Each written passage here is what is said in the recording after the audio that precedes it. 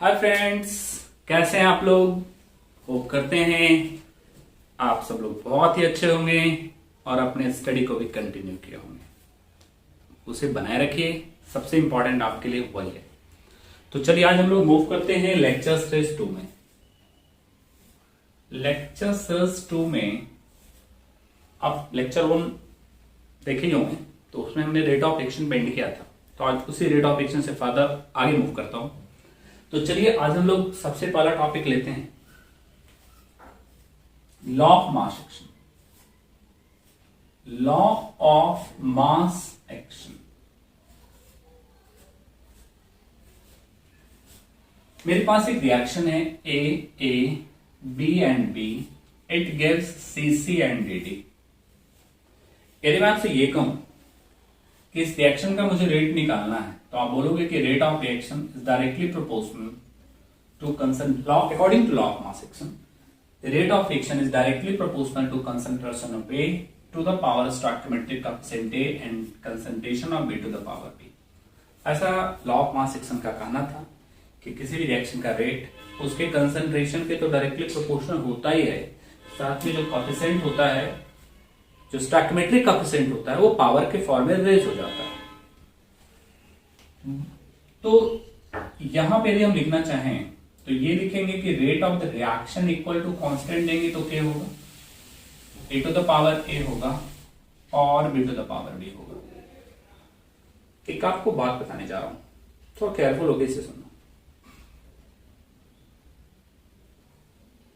ये जो लॉ दिया, ये कोई एक्सपेरिमेंटल लॉ नहीं है, कोई इसने एक्सपेरिमेंटली करके नहीं देखा, इसने डायरेक्ट एक लॉ दिया।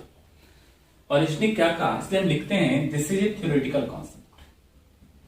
This is a theoretical concept. मतलब बस आप इक्वेशन देख लो और जो कोएफिशिएंट है उसको पावर के फॉर्म में रेज कर दो, उसके कंसंट्रेशन। तो इसको स्टेटमेंट में लिख लें पहले। According to law of mass action, rate of a reaction is directly proportional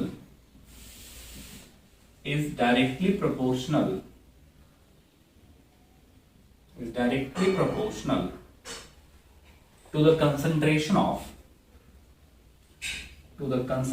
of reactant and a stoichiometric coefficient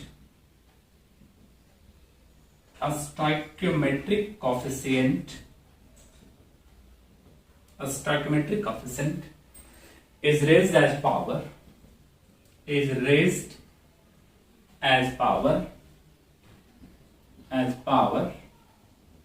on concentration। ऐसा इसने कहा।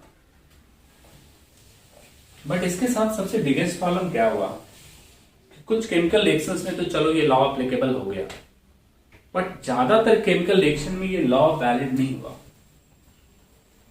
This law is not applicable in all the chemical reactions. This law is not applicable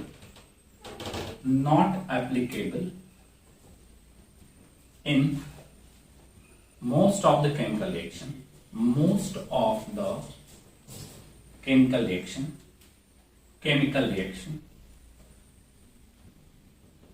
so this law is discarded। Friends, इसको discard करने के पीछे का basis क्या है? इसको डिस्कार्ड करने के पीछे का बेसिस यह है कि ज्यादातर रिएक्शंस में ये लॉ एप्लीकेबल नहीं हुआ, most of the chemical reactions. इसके एक दो प्रूफ भी देख लें तो ज्यादा अच्छे से समझ में आएगा।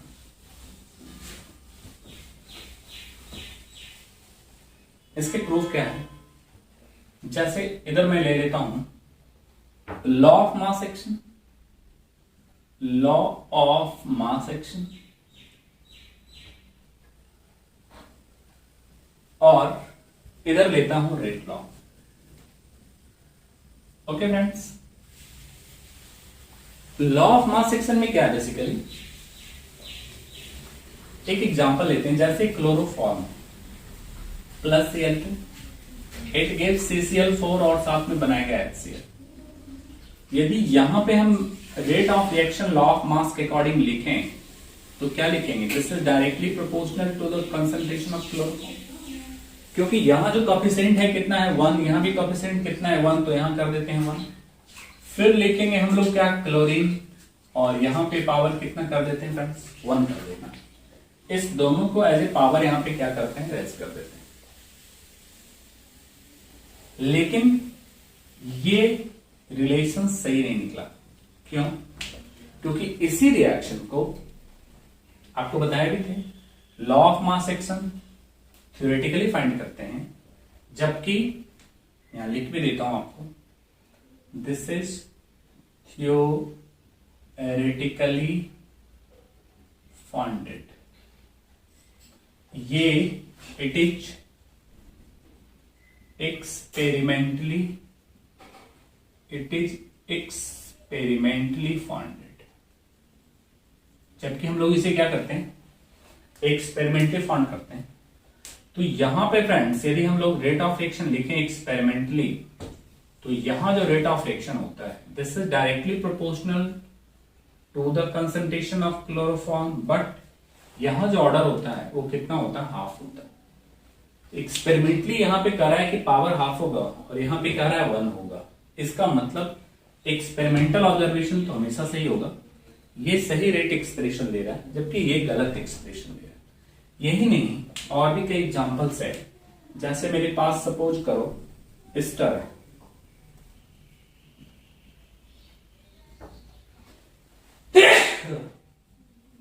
इसको हाइड्रोलाइज करेंगे फ्रेंड्स, तो this becomes C double bond OH, साथ में बनेगा अल्कोहल। यदि मैं यहां से रेट ऑफ रिएक्शन लिखना चाहूं ROR, then this is directly proportional to concentration of ester. Okay friends, यहां पे पावर कितना लेंगे? ये 1 है, ये 1 है, जहां पे पावर कितना लेंगे? 1। और वाटर पे भी पावर कितना लेंगे? 1 लेंगे, क्योंकि ये तो सिर्फ कहा था कि जो कोएफिशिएंट है उसको पावर के फॉर्म में रेज करो। But if we find the rate of reaction experimentally, then rate of reaction is directly proportional to concentration of ester तो होगा ही CH3 C double bond OCH3, लेकिन यहां पे जो वाटर होगा ना, इस पे पावर होगा 0, मतलब इसके कंसंट्रेशन पे डिपेंड नहीं करेगा। मतलब एक्सपेरिमेंटली कुछ अलग इक्वेशन बता रहा है और ये गलत बता रहा है। इसलिए लॉ ऑफ मास एक्शन को हम लोगों ने क्या किया, और भी बहुत सारे ऐसे केमिकल रिएक्शंस हैं जो कि इन बात को एक्सप्लेन नहीं कर पाता है। सो दिस इज डिस्कार्डेड, इसलिए इसको डिस्कार्ड करते हैं and this theory is accepted. और फैक्ट तो यही है कि इसी रेट लॉ से हम लोग ऑर्डर ऑफ रिएक्शन की भी बात करते हैं। तो चलिए इसे आप नोट डाउन कर लें, और इसके आगे हम लोग वो करेंगे रेट लॉ। मेन आज का जो टॉपिक हम लोग का मेन फोकसिंग टॉपिक होगा, दैट इज रेट लॉ। तो चलिए हेडिंग करें रेट लॉ।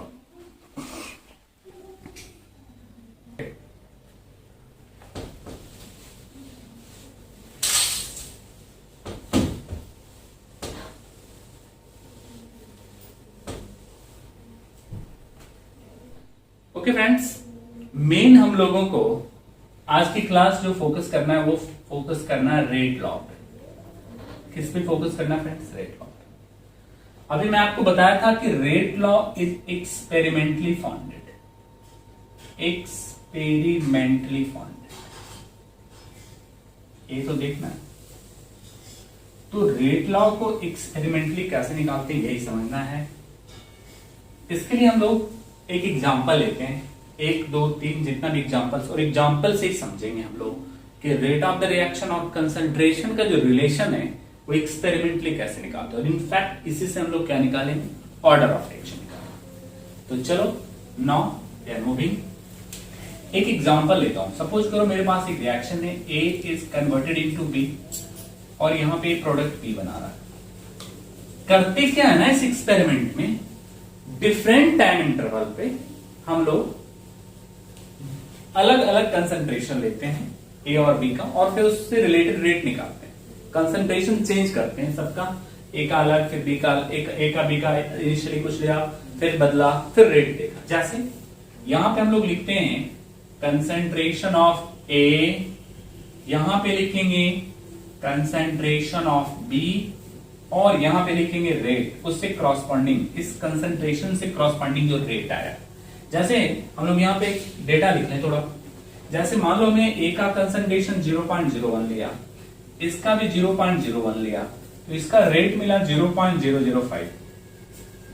फिर हमने क्या किया, कंसेंट्रेशन को, इसके कंसेंट्रेशन को डबल किया, बट इसके कंसेंट्रेशन को कांस्टेंट रखा, तो देखा ये 0.01। रेट किस में लिखेंगे, मोल पर लीटर पर सेकेंड, और ये किस में होगा, मोल पर लीटर, ये किस में होगा, मोल पर लीटर।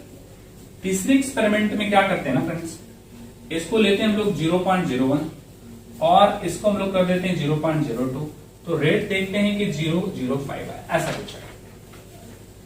हम लोग क्या करने जा रहे हैं, हम लोग ये देखने जा रहे हैं कि ए के रिस्पेक्ट में और बी के रिस्पेक्ट में रेट ऑफ रिएक्शन कैसे वेरी कर रहा है, मतलब ए के कंसंट्रेशन को चेंज करने के बाद रेट कैसे चेंज हो रहा है, और बी के रिस्पेक्ट में कंसंट्रेशन चेंज करने के बाद रेट कैसे चेंज कर रहा है, और दोनों को देखेंगे तो ओवरऑल देखेंगे। मतलब यहां हम ये लिखें कि rate of the reaction ROR with respect to A के रिस्पेक्ट में कैसे डिपेंड कर रहा है, मतलब इसके कंसंट्रेशन पे क्या पावर करें, किस पावर पे डिपेंड कर रहा है, ROR विथ रिस्पेक्ट टू ए कैसे डिपेंड कर रहा है, इसको कैसे देखेंगे। अब मैं आपको छोटी सी बात बताता हूं, हाउ वी फाइंड एक्सपेरिमेंटली। जब आपको ए के रिस्पेक्ट में निकालना हो तो आप पक्का बी को क्या कर दो, कांस्टेंट कर दो।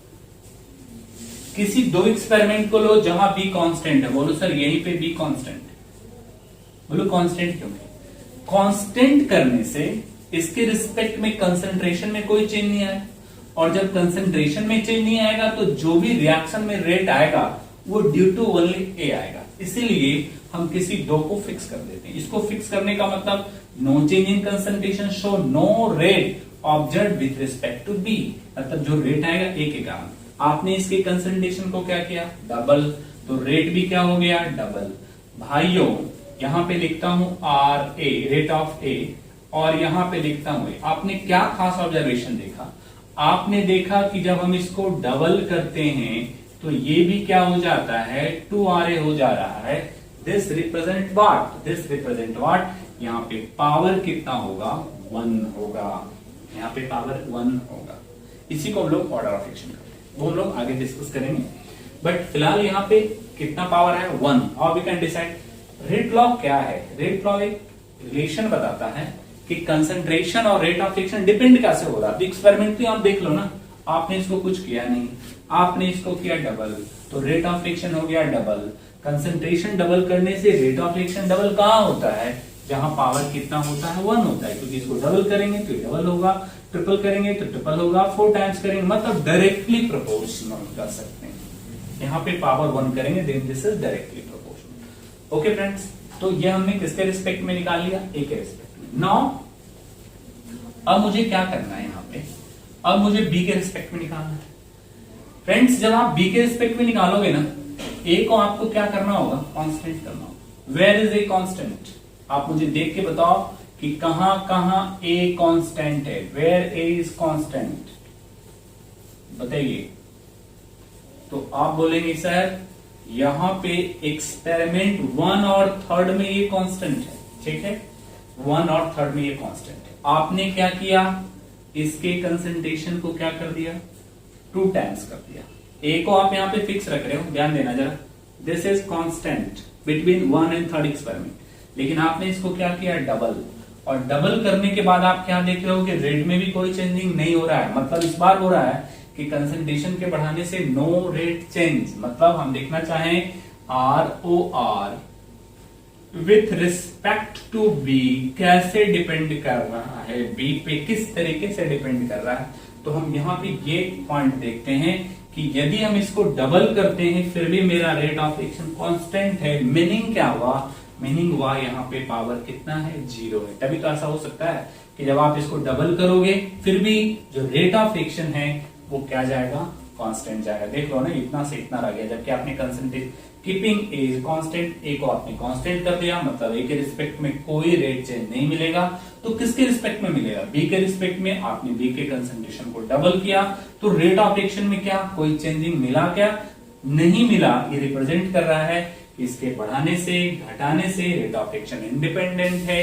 इसका मतलब क्या? ये तभी हो सकता है जब यहां पावर क्या करेंगे? जीरो करेंगे। मतलब रेट लॉ ने मुझे ये एक्सपेरिमेंटली बताया कि इस रिएक्शन का यदि हम रेट लॉ लिखें तो हम लिखेंगे rate is directly proportional to a to the power 1 and b to the power 0. This is called rate law. यही होता है rate law. And how we can find rate law? Rate law is found experimentally. Clear हुआ friends? चलिए, तो इसी से related हम आज कुछ एग्जांपल्स की प्रैक्टिस करते हैं, फिर हम लोग आगे मूव करेंगे।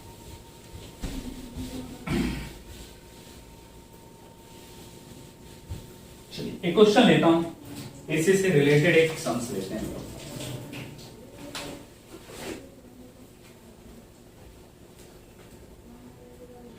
ओके फ्रेंड्स, यहां पे हमने एक क्वेश्चन लिख दिया, थोड़ा डेटा बढ़ा था। देखिए यहां पे कहा क्या है आपको कि determine the rate law expression, क्योंकि जब रेट लॉ निकलेगा और कंसंट्रेशन जो एक्सपोनेंट होगा उसी को जोड़ते तो ऑर्डर ऑफ एक्शन निकलता है। वो तो अगला टॉपिक है हम लोग का, बट फिलहाल फोकस है rate law and how we can find the rate law from experimentally. तो कह रहा है कि आप ए बी सी का रेट लॉ निकालिए। मतलब ए का रेट कंसंट्रेशन के साथ कैसे डिपेंड कर रहा है, बी का रेट कंसंट्रेशन के साथ कैसे डिपेंड कर रहा है, और सी का रेट कंसंट्रेशन के साथ कैसे।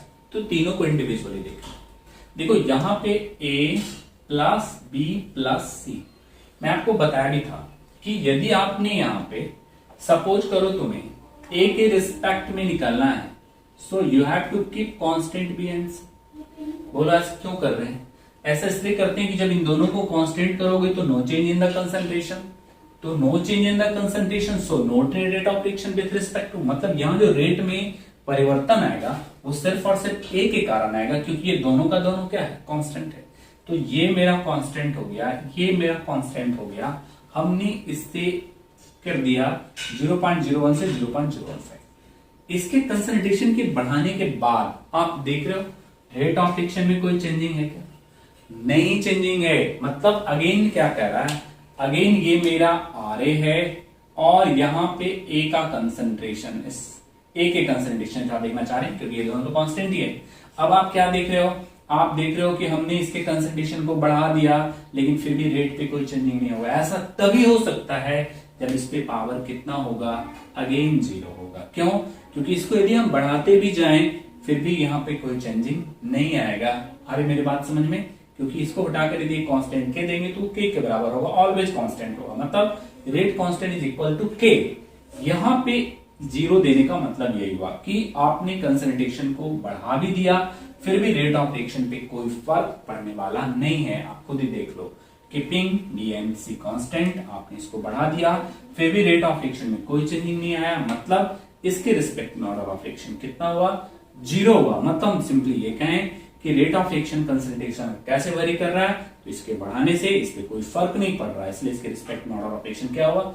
इसके बढ़ाने से घटाने से फिर रेट ऑफ रिएक्शन पे कोई फर्क ना पड़े तो ऐसे रिएक्शन को जीरो ऑर्डर रिएक्शन करते हैं और यहाँ पे पावर क्या करेंगे? तो रेट लॉ जब ए के रिस्पेक्ट में लिखेंगे तो क्या लिखेंगे? ए पे पावर कितना करेंगे फ्रेंड्स? जीरो करेंगे। तो चलिए हमने ए के रिस्पेक्ट में तो निकाल लिया, उसे हम लोग फाइनली लिखेंगे। अब क्वेश्चन मेरा यहाँ पे ये आया कि बी के रिस्पेक्ट में हम कैसे निकालेंगे। तो जब मुझे बी के रिस्पेक्ट में निकालना होगा तो किसको किसको कांस्टेंट लेंगे? बोलिए। ए बी एंड सी, तो किसे किसे कांस्टेंट लेंगे? इस बार हम ए और सी दोनों को क्या लेंगे? कांस्टेंट लेंगे। तो किसके रिस्पेक्ट में निकल जाएगा? बी के रिस्पेक्ट में। Where A and C are constant, where A and C are constant. A और सी कहां पे कांस्टेंट है? इसको अच्छे से आप देखो फिर बताओ। Where A and C are constant. यदि हम ये देखना चाहें कि ए और सी दोनों का दोनों कांस्टेंट कहां है, तो इस वाले एक्सपेरिमेंट में देखो तो यहां ये कांस्टेंट है और यहां पे ये कांस्टेंट है, ठीक है। लेकिन अब आप क्या कर रहे हो? इस कंसंट्रेशन को 2 टाइम्स कर रहे हो। तो जब इस कंसंट्रेशन को आप 2 टाइम्स कर रहे हो तो रेट ऑफ रिएक्शन आपका कितना हो जा रहा है? हाफ हो जा रहा है। कंसंट्रेशन डबल करने से रेट ऑफ रिएक्शन आधा होगा, तो यहां हम क्या कहेंगे, how rate of the B are related with the concentration of B, किस तरीके से यहां पे रिलेटेड है। आप खुद ही देख रहे हो, इसको बढ़ाने के बाद ये घट रहा है और इसको आपने डबल किया तो ये हाफ हो गया, मतलब यहाँ पे नेगेटिव ऑर्डर ऑफ एक्शन, मतलब उल्टा हो रहा है कि कंसंट्रेशन को बढ़ाओ तो रेट ऑफ एक्शन घटे, मींस ऑर्डर ऑफ एक्शन क्या होगा, नेगेटिव होगा। आई हमारी बात समझ में। अब यदि आपसे कोई यहाँ पे ये कहे कि हाँ थोड़ी देर के लिए मैं इस वाले डेटा को मिटा देता हूं ताकि मुझे क्वेश्चन सॉल्व करने में इजी हो जाए, इसका यूज भी नहीं रहेगा। यदि मान लो कोई आपसे कहे कि ये कैसे हो गया, हाउ दिस बिकम्स -1, तो ये तो आप सीधा सीधा देख रहे हो ना भाई कि इसको डबल कर रहे हैं तो हाफ हो रहा है, तो कितना होगा, नेगेटिव। लेकिन यदि इसको वैल्यू निकाल के देखना है तो वैल्यू भी आप निकाल के देखो, कैसे निकाल को कौन फाइंड करके बताइए। तो आप पहला इक्वेशन का रेट लिखो, rate is directly proportional a to the power x b to the power y। अभी मुझे नहीं पता इसलिए हमने ऐसा कुछ मान लिया, इस पे पावर z कर दिया। तो मेरा कहना है यदि पहले वाले का हम रेट लिखेंगे तो पहले का रेट कितना है, 5 is directly proportional to a का वैल्यू कितना दे रखा है आपको, ये देखो 0.010, और सही मायने में तो अभी हम लोगों ने इसको निकाल भी रखा था, कितना निकाल रखा था खुद ही देख लो, इसके रिस्पेक्ट में क्या निकाल रखा था, ऑर्डर ऑफ एक्शन। इसको डबल करने से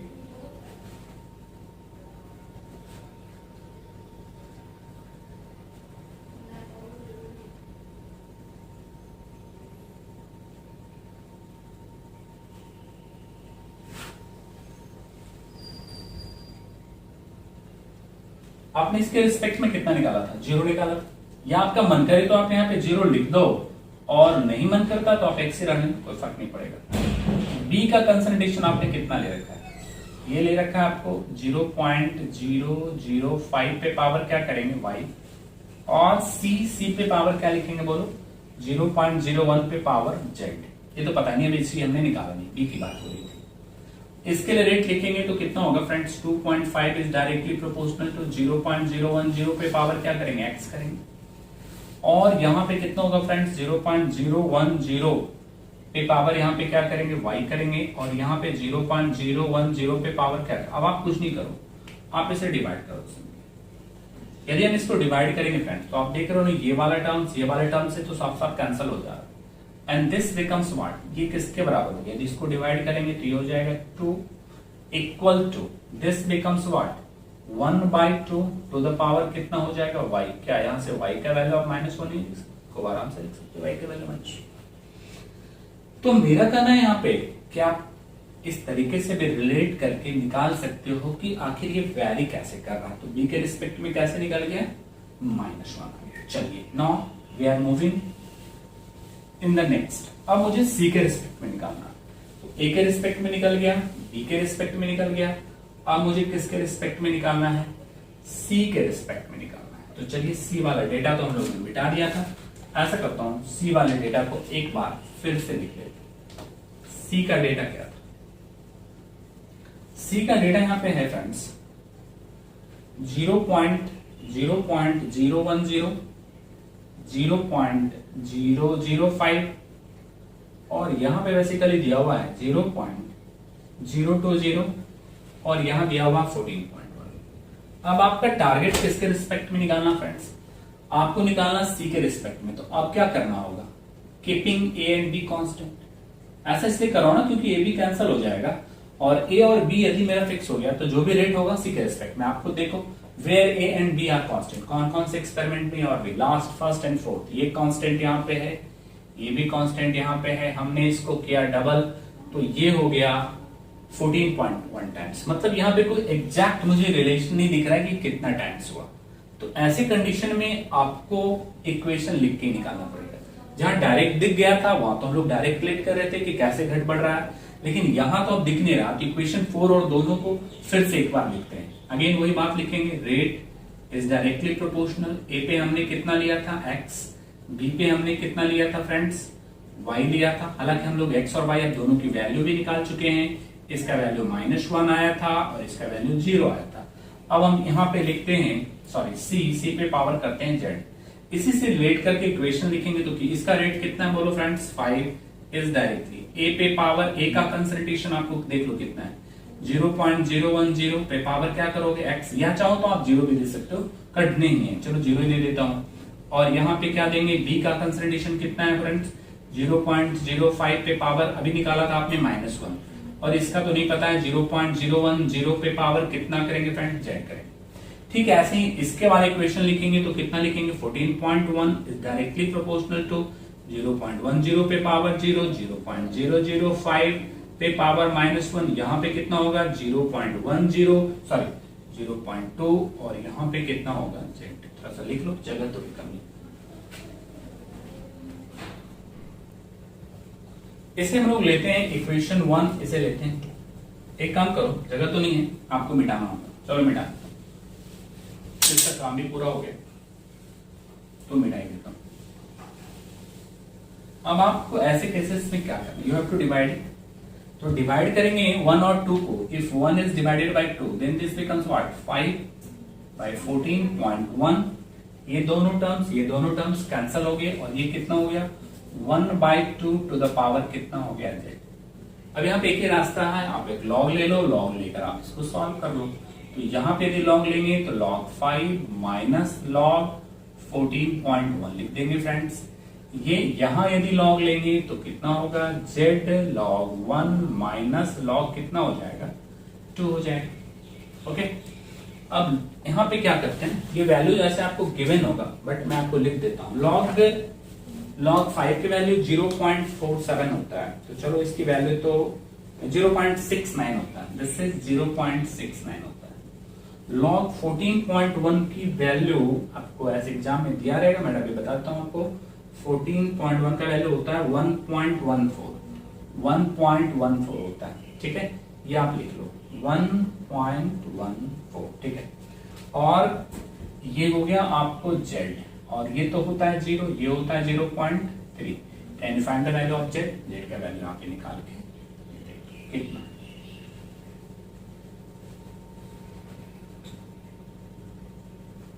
ओके फ्रेंड्स, आफ्टर कैलकुलेटिंग आप इसे कैलकुलेट करके देख लेना, ये आएगा 1.5, सिंपल सा कैलकुलेशन। 0.45 डिवाइडेड बाय 0.3 करेंगे तो 1.5 आएगा। चलिए, ये तो हम लोगों का था। नेक्स्ट क्वेश्चन हम लोग लेते हैं, एक क्वेश्चन और इसी से रिलेटेड लेते हैं, सेम इसी पैटर्न का क्वेश्चन है, जरा इसे भी हम लोग सॉल्व करने की कोशिश करते हैं। सेम कॉन्सेप्ट पे बेस्ड है, होप करता हूं आप इसे भी कर ही लेंगे, कोई खास बात नहीं। चलिए देखते हैं। इधर दिया हुआ है कंसंट्रेशन ऑफ ए, इधर दिया हुआ है कंसंट्रेशन ऑफ बी, और यहां मुझे इनिशियल रेट दे रखा है उसका। ए और बी की बात, रिएक्शन क्या है, ए और बी। ए और बी के रिस्पेक्ट में आपने रेट लॉ एक्सप्रेशन बनाने है। यहां भी एक्सपेरिमेंटली सारा डेटा दिया हुआ है, ऑल डेटा आर गिवन। क्या क्या दिया है जरा ये हम लोग लिख लें। इसका दे रखा है 0.20, ये दे रखा है 0.20 पहले एक्सपेरिमेंट में। यहां पे नंबर ऑफ एक्सपेरिमेंट है, कहीं से नहीं, ये आपके एनसीईआरटी का हमने क्वेश्चन दिया है। एक्सपेरिमेंट 1, एक्सपेरिमेंट 2 और experiment 3 0.40, 0.30, 0.10, 0.05, 5.07 into 10 to the power minus 5, 5.07 into 10 to the power minus 5, 1.43 into 10 to the power minus 4। ऐसा कुछ आपने दे रखा है, आपसे कह रहा है कि find the rate law expression, मतलब रेट लॉ एक्सप्रेशन निकल गया, उसी से तो हम लोग क्या निकालते हैं, ऑर्डर ऑफ फ्रिक्शन निकालते हैं। चलो यहाँ पे 2 ही आपके लिए, उसमें 3 था। फिर मैं आपको कह रहा हूं, यहाँ ए और बी की बात है। ए और बी क्या करेंगे फ्रेंड्स, मैं आपको बोला था यदि ए के रिस्पेक्ट में निकालना है तो बी को क्या करना होगा, कांस्टेंट। कहां कहां पे बी कांस्टेंट है, where B is constant. B constant आपको कहीं नहीं दिख रहा है, बी कांस्टेंट आपको कहीं नहीं दिख रहा है। तो चलिए अभी फिलहाल हम लोग सबसे पहला काम करें, बी के रिस्पेक्ट में निकाल लेता हूं, ए को कांस्टेंट कर देता हूं। ए को कांस्टेंट करते हैं, वेयर ए इज कांस्टेंट, जरा देखते हैं। बोलो हाँ, ए तो कांस्टेंट दिख रहा है, ए कांस्टेंट यहीं पे दिख रहा है। In this case A is constant. आपने इसको घटा दिया, 1/3 कर दिया। क्या रेट पे कोई चेंज आया क्या, नहीं आया, मतलब rate with respect to B कैसे डिपेंड कर रहा है इस बार किस तरीके से डिपेंड कर रहा है, इसके 1/3 करने से रेट पे कोई फर्क नहीं पड़ रहा, मतलब कंसंट्रेशन को हम घटा भी रहे हैं तो भी रेट पे फर्क नहीं पड़ रहा, मतलब ऑर्डर ऑफ एक्शन कितना है, 0 है। तो ये तो सीधा सीधा क्लियर हो गया कि इसके रिस्पेक्ट में कितना निकल जाएगा, 0 निकल जाएगा। बट दूसरे के रिस्पेक्ट में हम कैसे निकालेंगे, इसको हमने कांस्टेंट किया है, क्योंकि जब ये कांस्टेंट होगा तो सिर्फ बी के रिस्पेक्ट में रेट देगा, तो जो भी रेट मिला हमने इसको क्या किया, इक्वेट किया। अब रही बात दूसरा निकालने का मेरा टारगेट है, तो कौन सा निकालना है मुझे, अब निकालना है मुझे किसके रिस्पेक्ट में फ्रेंड्स, ए के रिस्पेक्ट में। आप कोई सा भी दो एक्सप्रेशन ले लो, आसानी से ये क्वेश्चन सॉल्व हो जाए, एनी टू एक्सप्रेशन, कोई सा भी दो एक्सप्रेशन लेके हम लोग सॉल्व कर लेंगे। चलो हमने इक्वेशन 2 लिया और इक्वेशन 3 लिया, अगेन वही लिखेंगे, rate is directly proportional A to the power X और बी टू द पावर, हालांकि बी का लिख दिया फिर भी हमने वाई लिखा है। यदि इक्वेशन 2 से फ्रॉम इक्वेशन 2 रेट लिखेंगे तो कितना लिखेंगे friends, 5.07 into 10 to the power -5 is directly proportional, A का कंसंट्रेशन कितना है 0.20 to the power x and 0.10 to the power क्या करेंगे, वाई करेंगे।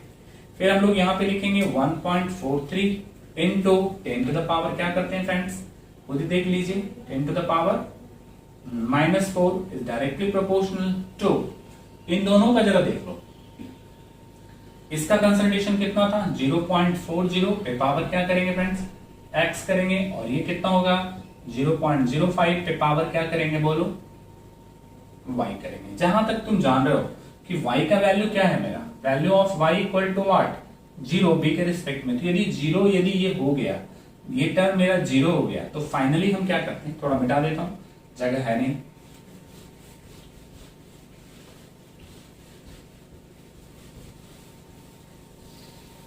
देखो यदि y के रिस्पेक्ट में आपको 0 हो गया, ये तो टर्म पूरा का पूरा कैंसिल हो गया ना, तो बचा क्या 5.07 इंटू 10 टू द पावर -5, ये तो पूरा का पूरा कट जाएगा, बिकॉज ये 0 रखेंगे दोनों कितना होगा 1 हो जाएगा, putting the value of y equal to 0, यहां भी y का वैल्यू क्या रखेंगे 0, तो this by 1.43 into 10 to the power -4 equal to 1/2 to the power क्या करेंगे फ्रेंड्स, x करेंगे।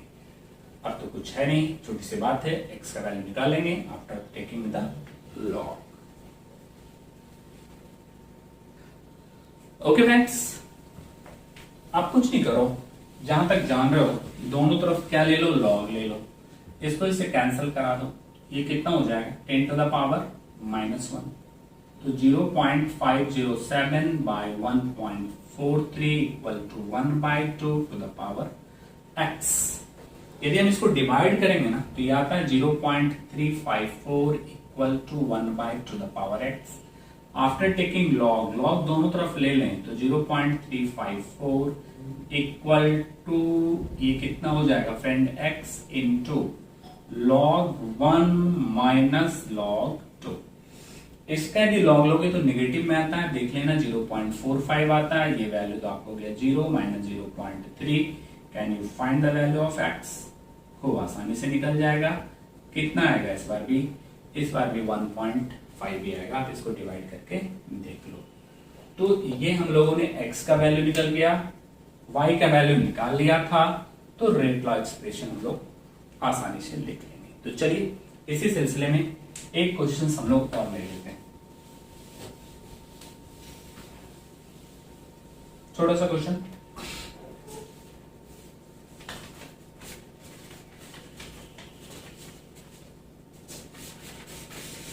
चलिए आसान सा क्वेश्चन है, बनना चाहिए आपसे। यहां भी दे रखा है ए और बी में एक रिएक्शन है and that was converted into product. यहां भी हम लोग लेते हैं कंसंट्रेशन ऑफ ए, यहां पे लेते हैं कंसंट्रेशन ऑफ बी, और यहां पे लेते हैं initial rate. Okay friends, same उसी टाइप का क्वेश्चन है, और कुछ करना नहीं है, सिंपल तरीका है, आप आसानी से बना लोगे। होप करते हैं। कितना दे रखा है 0.1 0.1, तो ये दे रखा है 6 इंटू 10 टू द पावर -3, ये दे रखा है 0.3 0.2 7.2 इंटू 10 टू द पावर -2, ये दे रखा है 0.3 into 0.4 into 2.88 into 10 to the power -1, और ये दे रखा है 0.4, 0.1, 2.40 इंटू 10⁻²। क्या फर्क पड़ रहा है? सेम कॉन्सेप्ट, सेम तरीका। अब फिर देखो कहाँ दो कांस्टेंट है, बहुत ध्यान से देखो तो इसमें सेम होने वाली चीजें मेरे पास कौन सा है, ये दोनों में ए कांस्टेंट है। तो मैं आपको बताया था कि a प्लस बी यदि इसको कांस्टेंट करेंगे तो किसके रिस्पेक्ट में निकलेगा? b के रिस्पेक्ट। हमने इसके कंसंट्रेशन को क्या कर रखा? डबल कर रखा है। तो रेट ऑफ रिएक्शन आप देख रहे हो कितना टाइम्स रेट ऑफ रिएक्शन जा रहा है? 4 टाइम्स जा रहा है। रेट ऑफ रिएक्शन कितना जा रहा है? 4 टाइम्स। मतलब क्या निकला कि यदि रेट ऑफ बी की बात करें कि बी के साथ कैसे डिपेंड कर रहा है, हाउ दिस इज डिपेंडिंग, तो हम ये कहेंगे कि इसके कंसंट्रेशन को डबल करने से रेट ऑफ रिएक्शन 4 टाइम्स हो रहा है। इसका मतलब यहाँ पे पावर कितना होगा? 2, क्योंकि जिसे हम यहाँ 2b करते हैं फ्रेंड, तो 2 का स्क्वायर 4, तो ये कितना टाइम्स में हो जाएगा बोलो? ये हो जाएगा 4 टाइम्स में बढ़ेगा। ये तभी पॉसिबल है जब यहाँ पे पावर कितना हो? 2। So we can say easily order of reaction with respect to B, rate law expression में क्या लिखेंगे कि इसके कैसे डायरेक्टली प्रोपोर्शनल है? तो B rate of reaction B के कंसंट्रेशन के स्क्वायर के डायरेक्टली प्रोपोर्शनल है। क्लियर हो गया? अब क्वेश्चन रहा ए के रिस्पेक्ट में निकालने को। तो ए के रिस्पेक्ट के लिए बी को कांस्टेंट लेना होगा, और कहीं भी बी कांस्टेंट नहीं, आप देख लो कहीं भी इन experiments B is not constant. तो यदि बी इज नॉट कांस्टेंट है तो कोई फर्क नहीं पड़ेगा, आप वही काम करो जो मैं आपको पहले बताया था। क्या बताया था? कोई सा भी 2 एक्सपेरिमेंट ले लो। चलो पहला एक्सपेरिमेंट लेते हैं और हम लोग 4th एक्सपेरिमेंट लेते हैं। तो फर्स्ट और 4th एक्सपेरिमेंट में हम क्या देखेंगे फ्रेंड्स? देख लीजिए जरा। अभी आपको मैं बताया था कि आपको लिखना होगा rate is directly proportional A to the power x and B to the power क्या लिखेंगे फ्रेंड्स? y। हालांकि यदि आपने v का वैल्यू निकाल लिया था, v का वैल्यू कितना निकाला था? 2 निकाला था। तो इस पे यदि हम लोग इक्वेशन पहले का रेट लिखेंगे तो क्या लिखेंगे? 6 into 10 to the power -3 is directly proportional to, ये कितना है फ्रेंड्स? 0.1 पे पावर क्या करोगे? x। 0.1 पे पावर कितना करोगे? y करोगे। ओके। अब यदि हम लोग यहां पे देखना चाहें कि इस वाले और इस वाले केस में देखना चाहें तो यहां पे कितना है? 2.4 into 10 to the power -2 and this is 0.4 पे पावर क्या करेंगे फ्रेंड्स? x। और यहां भी 0.1 ही है। तो यदि यहां पे, अच्छा यहां तो कांस्टेंट है तो आप डायरेक्ट भी निकाल सकते थे। कैसे निकालोगे? कि यदि ये और ये मेरा कांस्टेंट है, ठीक है तो यदि ये और ये आपको कांस्टेंट दिया हुआ तो आपने इसको कितना टाइम्स किया? 4 टाइम्स किया। तो यदि इसको हम लोग 4 टाइम्स करेंगे तो रेट कितने टाइम्स जा रहा है? Rate is also going 4 times. तो 4 गुना रेट भी जा रहा, मतलब ऑर्डर ऑफ रिएक्शन कितना हो गया? 1 हो गया। वैसे देख ही लो, कर लिया हो तो 0.1 पे पावर क्या करेंगे? y। तो ये दोनों टर्म तो मेरा कटा तो कितना हो गया? 1/4 टू द पावर कितना हो गया फ्रेंड्स? x हो गया। और ये भी आप इसको भी इससे कैंसल करो यदि, तो ये कितने से कटेगा? 1/4 से। तो x का वैल्यू कितना आ गया? 1 आ गया। तो डायरेक्ट भी तो आप कर सकते थे कि b, और मेरा यहाँ पे b हटा देता हूं जरा, इसको डायरेक्ट ही बनाया करिए ऐसे सम्स को। क्या कहेंगे इसमें? देखो फ्रेंड्स, व्हाट इज सेइंग,